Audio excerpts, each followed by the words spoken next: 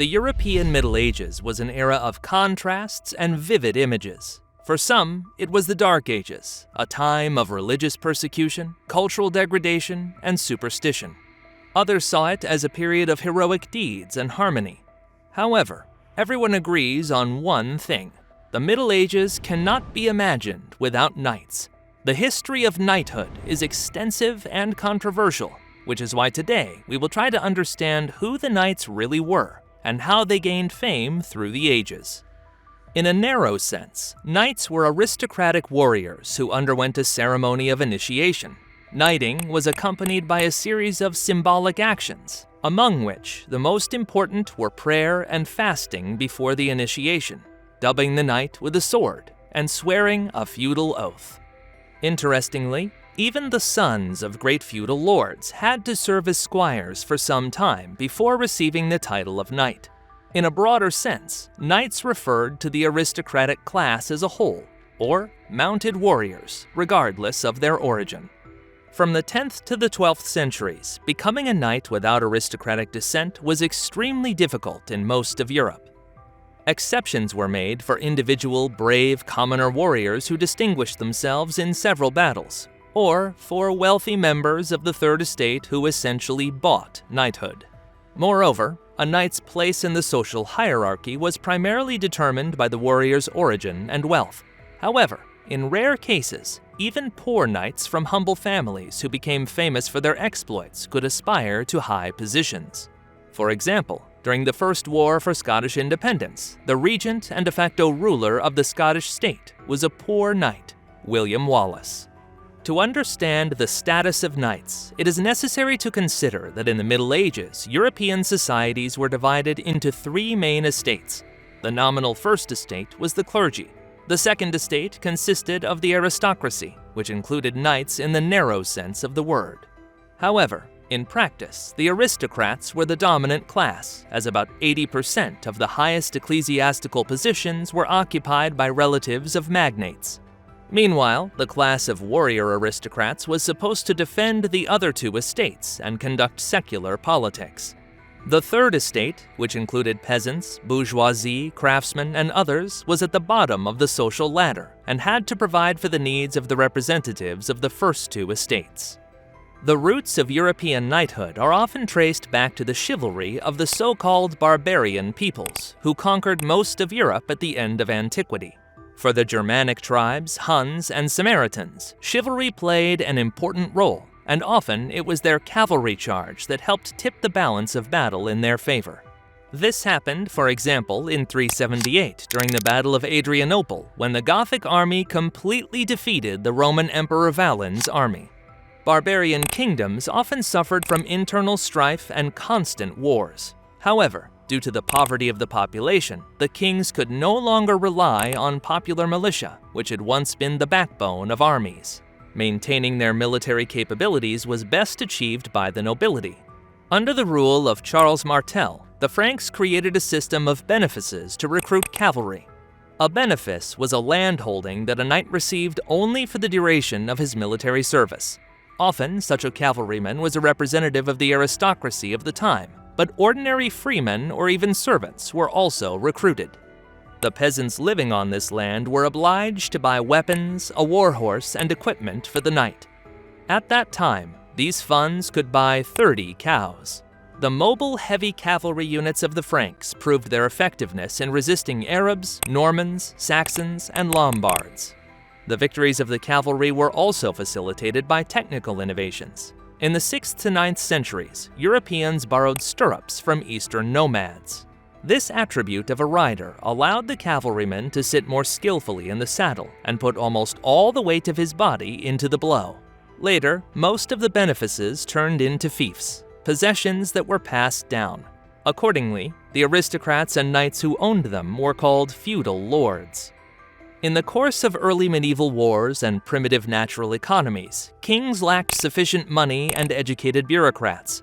Therefore, they increasingly delegated powers to local magnates. These feudal lords seized judicial power over the people living on their lands.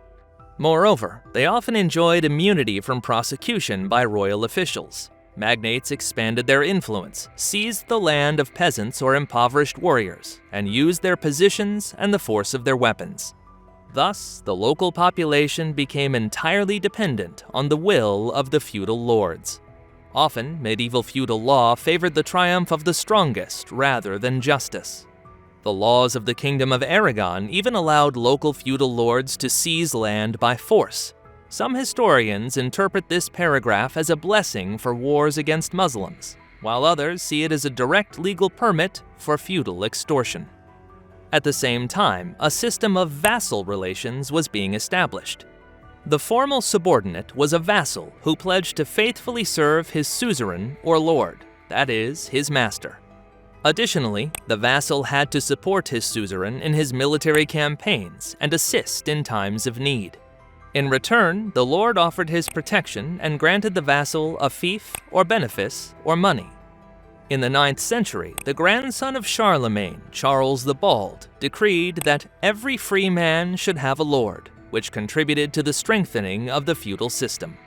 Within the feudal lords, their own hierarchy was formed. Nominally, the highest was the emperor or king, followed by princes and dukes, with barons slightly lower on the feudal ladder. The ordinary knights were vassals of the latter. Somewhat different forms of vassal dependence could apply to peasants or townspeople, who were dependent on the aristocratic lord.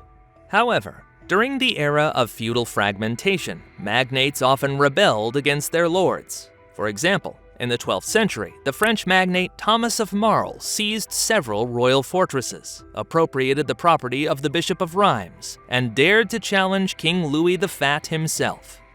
The lawlessness and plundering of Thomas prompted the local nobility to support the French king, who finally defeated the defiant rebel several years later. The formalization of vassal relations was mainly accompanied by the vassal presenting homage to his suzerain, payment for his fief, and swearing allegiance.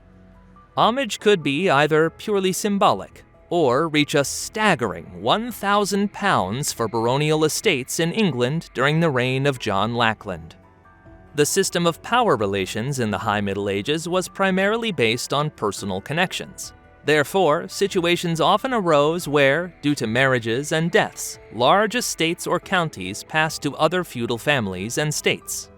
For example, this happened in the 12th century with Aquitaine, which was nominally subordinate to the French king, but, due to the successful marriage of Henry Plantagenet, passed into the possession of English kings. English kings as rulers of their state were equal to French ones, but as rulers of Aquitaine, Guyenne, and Normandy, they acted as formal vassals as they nominally held French fiefs. The main vocation of knights was war. From childhood, they were trained for battles and campaigns, taught horseback riding, fencing, and the use of various weapons. The knight's most faithful companion was his warhorse, the destrier. This animal had to be large and strong enough to swiftly carry the armored rider. The knight's main weapon was a long cavalry lance, up to 4 meters long. For close combat or infantry battle, long 1.5-handed swords were most actively used. Less frequently axes, sabers, or warhammers. Contrary to common stereotypes, knightly swords were mostly only 30 to 40% heavier than sabers. For the knight's protection, a shield and armor were responsible. Initially, the role of armor was played by mail armor and an open helmet, mainly of the Norman type. Later, from the 13th century, heavier brigandines, resembling cuirasses, more closed helmets, were used. And by the end of the 14th century, wealthy knights wore luxurious plate armor. Knights were assisted by their squires or pages, who also fought on horseback, but mostly had lighter and cheaper equipment. Almost every knight had one or several squires. The attack of heavy feudal cavalry was a brilliant spectacle, and the knightly army could crush much more numerous armies due to powerful pressure, bravery, and personal skill. This is exactly what happened in the Battle of Ramlah, 1101, where a 1,000-strong Crusader army defeated the tenfold superior forces of the Fatimid Caliphate. In civilian life, wealthy knights dressed luxuriously, and sometimes the cost of a feudal lord's clothing and jewelry could be as much as an entire village. In the Middle Ages, there were strict hierarchical rules that prohibited representatives of the Third Estate from carrying swords or wearing clothing as colorful as aristocrats. In particular, in Germany in the 13th century, the length of upturned noses on boots was strictly regulated. Feudal wars were especially fierce. Even a stolen oak bucket could be a pretext for military action.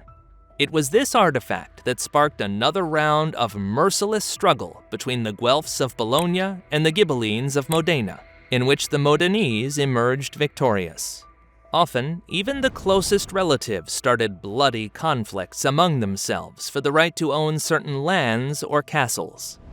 For example, ancient Rus was shaken by wars between the descendants of Sviatoslav, from which Volodymyr emerged victorious, and the subsequent wars of Volodymyr's sons.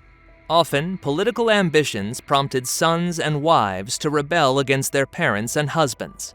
For instance, the sons of the English King Henry II, Henry the Young King, and Richard the Lionheart began a struggle against him. They were supported by their mother, Queen Eleanor of Aquitaine, who was still Henry II's wife.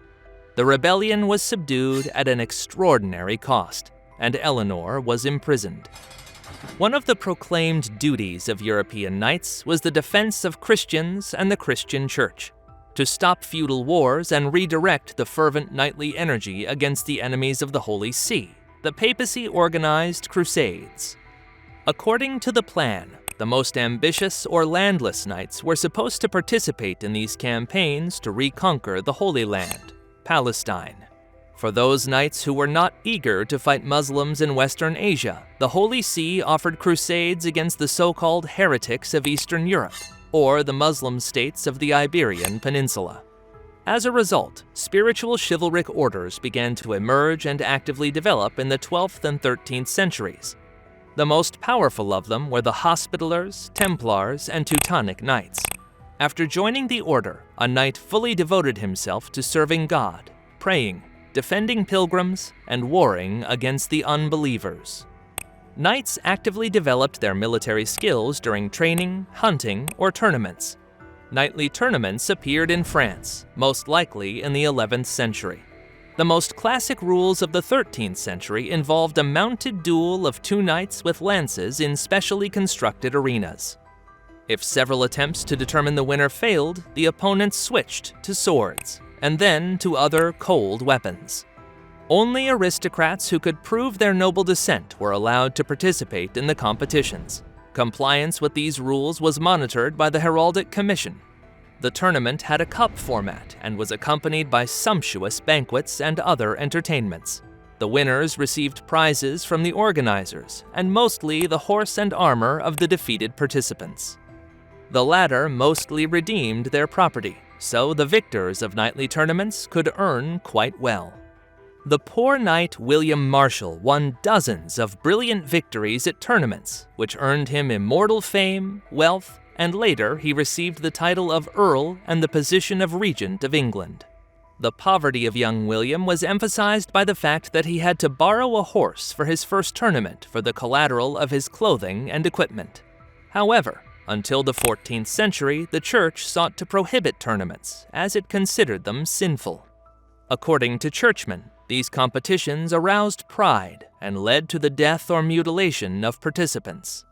The death of King Henry II of France in a tournament duel with the English Earl of Montgomery served as a reason to ban tournaments in 1559. Often, the love and relationships of knights and aristocrats of that time are imagined as distinctly romantic. However, most marital unions at that time were arranged by the parents of the children based on purely mercantile calculations, without considering the feelings of their descendants. After all, a medieval marriage, whether of a knight, an influential magnate, or a peasant, was primarily aimed at increasing or preserving his property.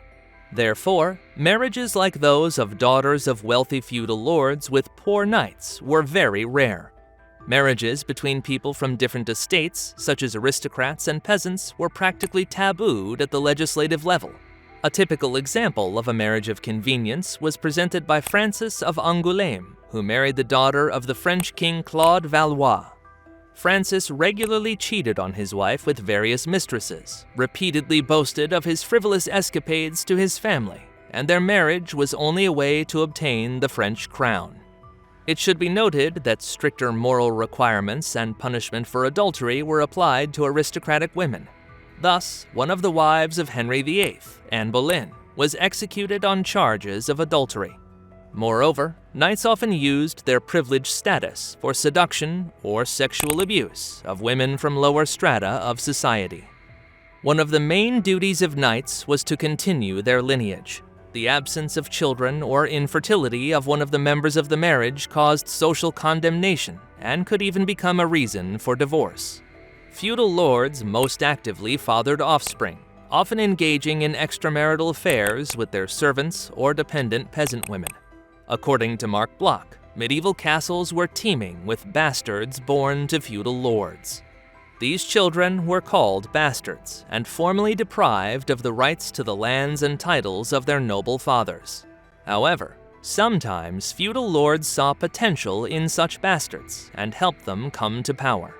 Some of the most successful bastards were Charles Martel, who defeated the Arabs in the Battle of Poitiers, and William the Conqueror, who seized England and became one of the most powerful rulers of his time.